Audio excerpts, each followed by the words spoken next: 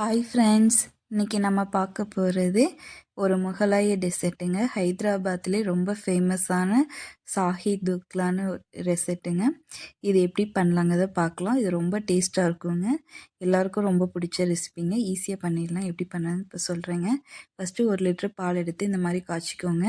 இதில் ஒரு பிஞ்ச் அளவுக்கு நம்ம குங்குமப்பூவை சூடான பாலில் ஒரு 2 நிமிஷம் இந்த மாதிரி ஊற விட்டு எடுத்துக்கோங்க. அதை ஊறி வரட்டும். இப்போ நம்ம அடுத்து வந்து இந்த பால் நல்லா கொதிக்க வச்சிரும். இப்போ இதில் வந்து குங்குமப்பூ, ஊறின குங்குமப்பூவை இதில் ஊற்றிக்கலாங்க. நல்லா மிக்ஸ் பண்ணிக்கோங்க. சைடில் இருக்கிற ஆடைகள்லாம் நம்ம எடுத்து எடுத்து விட்டு இந்த பால் நல்லா காய்ச்சிக்கலாங்க.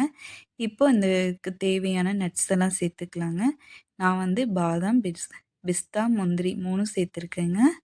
இது வந்து இந்த பால்லையே நல்லா இது ஊறி வெந்து வரணுங்க. இது டேஸ்ட்டு சூப்பராக இருக்குங்க. இப்போ வந்து அரை கப்பு கொஞ்சம் கம்மியாகவே ஜீனி ஆட் பண்ணிக்கோங்க. இப்போ இந்த பால் வந்து நல்லா சுண்ட காய்ச்சிடணுங்க. எந்த அளவுக்குன்னு நான் உங்களுக்கு சொல்கிறேன் பாருங்கள். இந்த மாதிரி கரண்டியை விட்டு ஓரங்களை எடுத்து எடுத்து விடுங்க. இப்போ இந்த பால் வந்து நல்லா சுண்டி வந்திருக்குங்க. உங்களுக்கு கரண்டியில் காமிக்கிறேங்க எந்த மாதிரி வரணும். அந்த டைமில் நீங்கள் அடுப்பை ஆஃப் பண்ணால் போதுங்க. இந்த மாதிரி வந்தோடனே நீங்கள் அடுப்பை ஆஃப் பண்ணிடுங்க. இந்த அளவுக்கு வந்து பாலை நல்லா இது திக்காக வர்ற வரைக்கும் நீங்கள் ரெடி பண்ணிக்கோங்க. இப்போ இந்த ஸ்வீட் ரெடி பண்ணுறதுக்கு ஃபஸ்ட்டு நம்ம ப்ரெட்டை வந்து எடுத்துக்கிறோங்க. சைடெல்லாம் கட் பண்ணி எடுத்துக்கோங்க. இப்போ இந்த ப்ரெட்டை வந்து நான் வந்து இன்றைக்கி ஒரு 6 ப்ரெட் எடுத்திருக்கேங்க. இந்த ப்ரெட்டை வந்து நம்ம கட் பண்ணிக்கலாம் மறுபடியும். இப்போ நம்ம வந்து இந்த ப்ரெட்டை வந்து கட் பண்ணதை 4 பீஸாக கட் பண்ணிக்கோங்க. அப்போ தான் வந்து பொரிக்கிறதுக்கு சூப்பராக இருக்கும். இந்த மாதிரி கட் பண்ணி எடுத்துக்கோங்க. இப்போ நம்ம கட் பண்ணி எடுத்து வச்சுருக்கோம். இப்போ இந்த ஸ்வீட் ரெசிபிக்கு தேவையான பாகு வந்து ரெடி பண்ணுறோம்.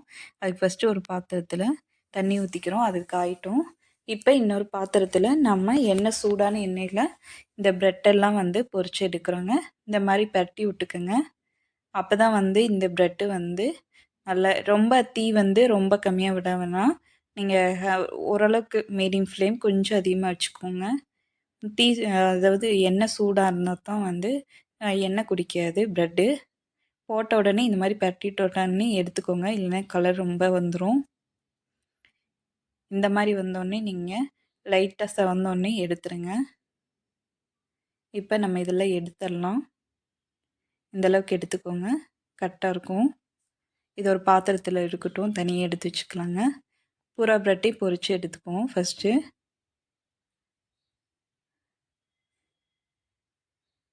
இப்போது நம்ம வந்து தனியாக ஜீரா வச்சுருக்கோம். அதுக்கு தேவையான சுகர் வந்து ஆட் பண்ணிக்கலாம். ஒரு அரை கப்பு சுகர் வந்து நான் சேர்த்துருக்கேங்க.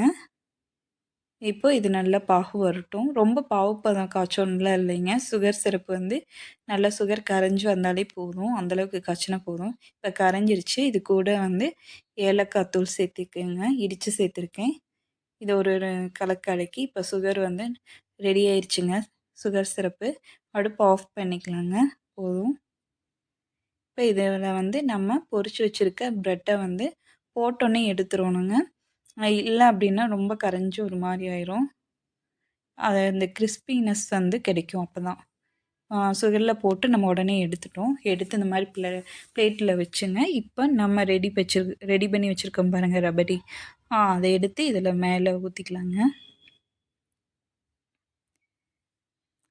இதை ஊற்றி அப்படியே சாப்பிட்லாங்க. ஸ்பூனில் அப்படியே எடுத்து சாப்பிட்டுக்கலாங்க. இது ரொம்ப டேஸ்ட்டாக இருக்கும். ரொம்ப ஸ்வீட்டாக இருக்கும். எல்லாமே சேர்த்துருக்கறோம். நட்ஸ் சேர்த்துருக்கறனால இதோடு சேர்த்து சாப்பிட்றதுக்கு அவ்வளோ அருமையாக இருக்குங்க. இது வந்து ரொம்ப சூப்பராக இருக்கும். எனக்கு பிடிச்ச ரெசிபியில் இது ரொம்ப ரொம்ப பிடிச்சிருக்குங்க. இந்த வீடியோ பிடிச்சிருந்தா சப்ஸ்கிரைப் பண்ணி லைக் பண்ணிக்கோங்க. கூடவே பெல் பட்டனே அமுத்திக்கோங்க. பாருங்கள், சூப்பராக ரெடி ஆயிடுச்சுங்க. செஞ்சு பார்த்துட்டு எப்படி இருக்குன்னு சொல்லுங்கள்.